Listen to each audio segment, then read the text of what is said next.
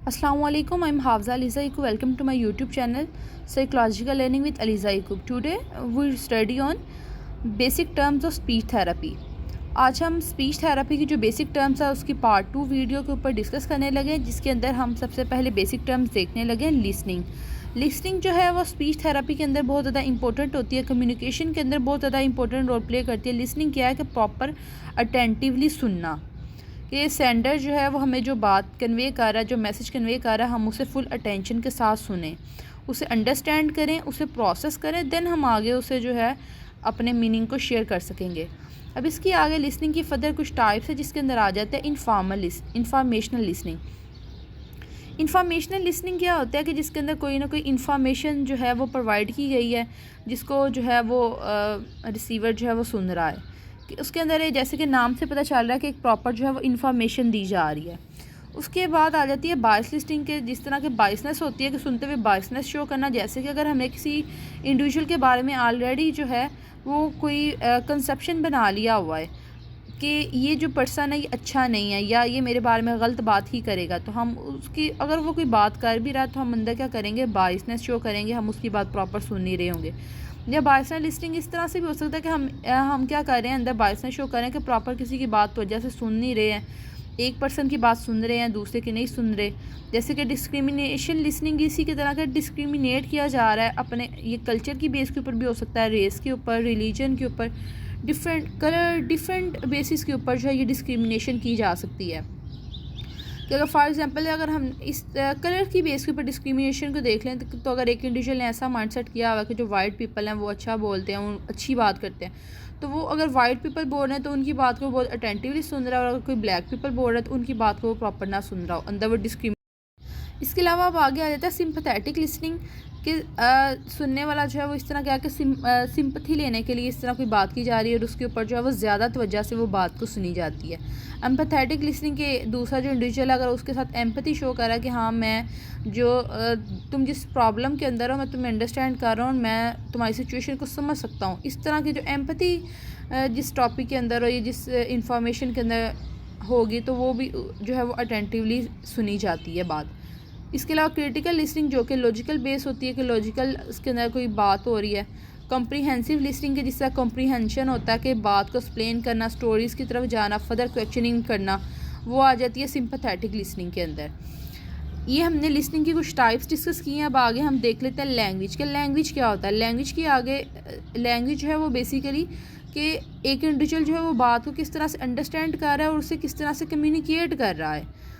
अब लैंग्वेज की फर्दर जो है वो 2 टाइप्स हैं, एक रिसेप्टिव लैंग्वेज और दूसरी एक्सप्रेसिव लैंग्वेज। रिसेप्टिव लैंग्वेज के अंदर बेसिकली आ जाती है अंडरस्टैंडिंग। अब अंडरस्टैंडिंग इंडिविजुअल किस तरह से ले सकता है कि या वो इन्फॉर्मेशन को ले रहा है, दूसरों से सुन रहा है, या वो क्या कर रहा है, ख़ुद किसी चीज़ से, किसी जगह से जो है वो पढ़ रहा है जिस जहाँ से उसे अंडरस्टैंडिंग हो रही है।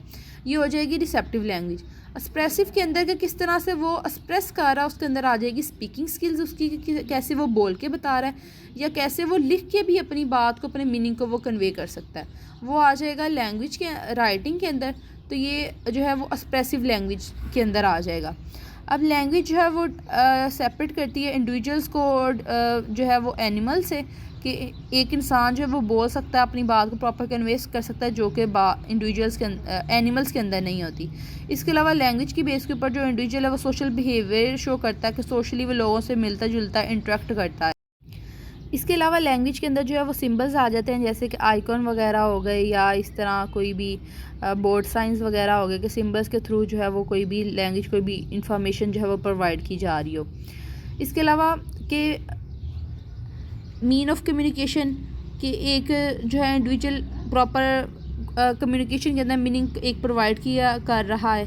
जैसे कि लैंग्वेज की कुछ प्रॉपर्टीज़ होती हैं कि इसके ज़रिए हम दूसरे लोगों से जो है वो इंटरेक्ट कर सकते हैं, दूसरे लोगों से मिल सकते हैं, या लैंग्वेज जो है वो शो करती है कि एक इंडिविजुअल का जो है वो लेवल ऑफ एजुकेशन क्या है, कि एक इंडिविजुअल के पास कितनी इन्फॉर्मेशन है, कितनी उसके पास जो है वो इन्फॉर्मेशन है। इसके अलावा लैंग्वेज के जो होते हैं वो कुछ कंपोनेंट्स होते हैं, जैसे कि फोनोलॉजी हो गया, मॉर्फोलॉजी हो गया, कि क्या फनीम्स वगैरह क्या साउंड्स, जैसे कि फनीम्स के अंदर आ जाती है मॉर्फोलॉजी के फनीम्स, इस तरह फदर जैसे फनीम्स के अंदर आ जाती है साउंड्स आती हैं, पा, बा, मा, गा, और कैसे वो मिलके जो है वो ऐसे कोई वर्ड वगैरह बना लेंगे मॉर्फोलॉजी की सूरत के अंदर, जैसे कि एक प्रॉपर वर्ड बन गया है, पब बन गया है या कप बन गया है। सेंटेक्स के सेंटेंस और सेमेंटिक जिसके अंदर सेंटेंसेस आ जाते हैं कि कैसे वो वर्ड्स मिलके जो है वो सेंटेंसेस बनाने लग जाते हैं। और उसके बाद फ्रैग्मेटिक्स के जो एक प्रॉपर लैंग्वेज है कि जब एक बच्चा जो है ऐसे वो प्रॉपर बोलने लग गया, एक लैंग्वेज उसके पास आ गई है, पूरे सेंटेंसेस आ गए हैं, तो किस तरह सोशली जो है वो अपने मीनिंग को कन्वे करेगा, किस तरह सोशल लैंग्वेज के अंदर वो उसे यूज़ कर सकता है, उसे फ्रैग्मेटिक कहा जाएगा, जिसके अंदर कोई रिक्वेस्टिंग या मेंडिंग वगैरह भी आ जाता है।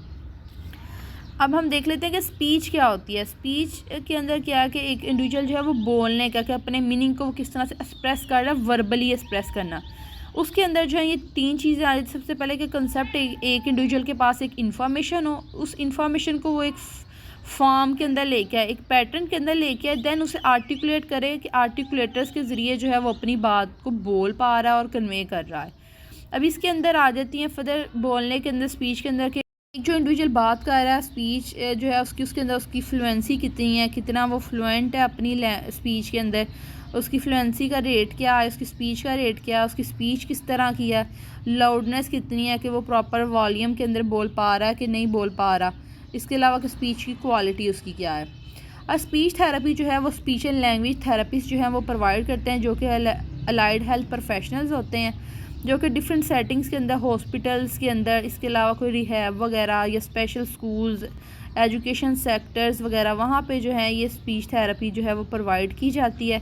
और स्पीच थेरेपी किन किन बच्चों को प्रोवाइड की जा सकती है, जिन्हें कोई स्पीच रिलेटेड इशू हो, जैसे कि बच्चे हैं उसके अंदर कोई कम्युनिकेशन डिसऑर्डर का उन्हें सामना है।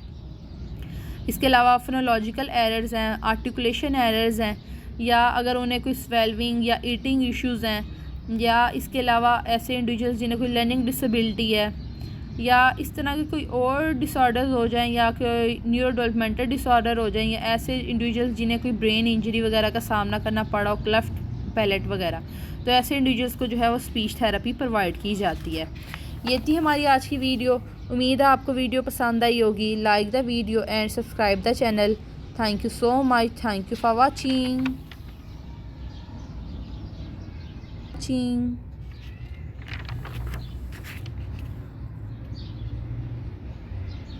video and subscribe the channel. Thank you so much. Thank you for watching.